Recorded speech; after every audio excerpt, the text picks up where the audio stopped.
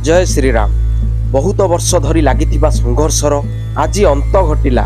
सही संघर्षर फल हेउची राम मंदिर। आज राम मंदिर रे रामललांक मूर्ति स्थापित हो सारिछि।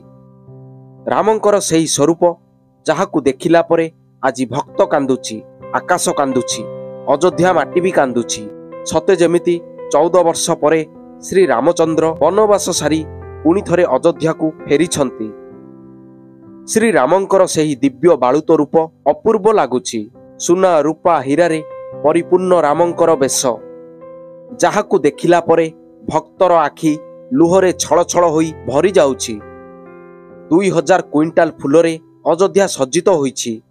आकाश मार्गरू फूल पाखुडार वर्षा हेउछि। प्रधानमंत्री समित बहु मान्यगण्य अतिथि मुनि ऋषि साधु सन्तंकर आगमन अयोध्या होईछि। श्री रामंकर भव्य मंदिर रे मुकुट सुना, कबाट सुना, कठौ सुना, तिलक मध्य सुना, माला भी हीरार। केवल सुना आउ हीरा रे चमकुछंती आम श्री रामलाला। अयोध्या रे बहुत आडंबरर सह प्राण प्रतिष्ठा संपूर्ण होईछि। आउ एही पवित्र दिन को मने रखिब सारा विश्व। अयोध्यार पुरपल्ली सबुठी केवल राम नाम। समस्ते प्रभु रामंक स्वागत करिबारे लागि पड़िछंती। एही समय रे श्री रामंक एक अद्भुत चमत्कार लीला देखिबा को मिलिछि। सेपटे अयोध्या रे रामललांक पूजा आडंबर रे चालिछि। भारतर प्रधानमंत्री नरेंद्र मोदी दीर्घ 11 दिन धरी अर्णर त्याग करिछंती एवं केवल पैड़ पानी पान करी भूमि रे शयन करी रीतिनीति नियमर पालन करी रामंक पाई उपवास करिछंती। एही सबु दिन मानंकरे श्री रामचंद्रंकर पाद पड़िथिबा समस्त अंचल स्थान को जाई पूजा करुछंती प्रधानमंत्री। जहाँ भी हेउची से सबु श्री रामंक निर्देश रे ही हेउची। अयोध्यार गोटिए पटरे साधु संत मानंक द्वारा यज्ञ मंत्रर पाठ चलीथिबा बेले अन्य पटरे श्री रामंकर प्राण प्रतिष्ठा संपूर्ण होइथिला। श्री रामललांकु गंगा जल रे स्नान करा जाई क्षीर रे स्नान करा जाइथिला। एहा परे सुगंधित द्रव्यर लेप लगा जाइथिला एवं प्राण प्रतिष्ठा योग्य करा जाइथिला। वस्त्र आभूषण आदि सबु लगा जाई श्री रामंकु गर्भगृह रे स्थापना करा जाइथिला। भगवानंक प्रतिमा पूर्व दिग को मुख करी ठाकुरंक आखि खोला जाइथिला एवं एहा परे अनुष्ठान करी जीवन्यास दिया जाइथिला। प्रभु श्री रामंकर मंत्र पूजा पाठ करी आमंत्रण करा जाइथिला। एही आडंबर सह अनुष्ठित होइथिला श्री रामंकर प्राण प्रतिष्ठा कार्यक्रम। जेबेठारु राम मंदिर निर्माण कार्य आरंभ हलानी से दिन ठारु एपरी अनेक गुड़िए गोटाए परे गोटाए दिव्य चमत्कार घटना घटिबारे लागिछि। मंदिर रे कार्यरत श्रमिक ए सबु अनुभव करुछंती। केवल एतिकी नुहे, देश सारा अनेक स्थान रे भी अनेक दिव्य घटना देखा जाउछि।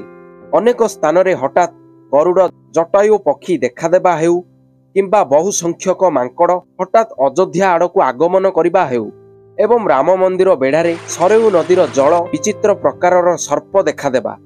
ए सबुरु एहा ही स्पष्ट हुए जे ए सबु श्री रामंकर ही चमत्कार। केतेबेले किए माता सीतांक उपस्थिति को नहीं कथा कहउछंती तो आउ किए प्रभुंक परम भक्त हनुमान को नहीं कथा कहउछंती। किंतु वर्तमानर समय रे एपरि एक अलौकिक घटना घटिछि जाहाकू देखि समस्ते चकित हो जाइछंती। सेही स्थानर समस्त लोक श्री रामंकर उपस्थिति को नहीं अनुभव करिथिबा कथा कहउछंती। एपटे श्री राम मंदिर मध्यरे खूब धूमधाम रे पूजा चली थाए। सेही समय मध्यरे एक खबर सुनिबा को मिले। बिहार पाटना सहर स्थित 2 जन बालक नदी को गाधेइबा पई गंगा नदी को जाइथांती। सेमानक मध्यरु जनकू एक प्रकार वस्तु भासमान होई आसी शरीर रे स्पर्श हुए। एहा परे सेमाने एहाकू न देखि स्नान करुथांती। पुणी सेही वस्तुटी शरीर रे स्पर्श हुए। जेतेबेले से दुहे एहा कौन जानिबाकू जाई सेही वस्तुटी को नदी जलरू बाहर करी नदी कूल को आनती। सेमाने सेही वस्तु को देखि स्तब्ध होई पड़ती एवं आखपाखर समस्त लोकंकु भी डाकती। से देखती सेही वस्तुटी एक प्रकारर पत्थर थिला। सेमाने ताकू भल भाबरे सफा करी धोई देखती ताहा थिला श्री रामंक सेतुर रामशिला, जहाँ नदी जल रे भासी भासी आसी तांको पाखकू आसीथिला। एवं सबुठारु आश्चर्य कथा यह जे उक्त शिलाटी रे श्री रामंकर नाम लेखा जाइथिला। एपरी समय एही दृश्य अति चमत्कार विषयवस्तु अटे। सेपटे भगवान रामलला मंदिर रे स्थापन होइतिबा बेले एही प्रकारर घटना देखि सेठाकार समस्त स्थानीय बासिंदा स्तब्ध होई जाइछंती एवं सेमाने निजको बहुत भाग्यवान भावी सेही शिला को भल रूपे शुद्ध करी पूजा करुछंती। एही सबु घटना श्री रामंको कृपारु ही देखा जाउछि।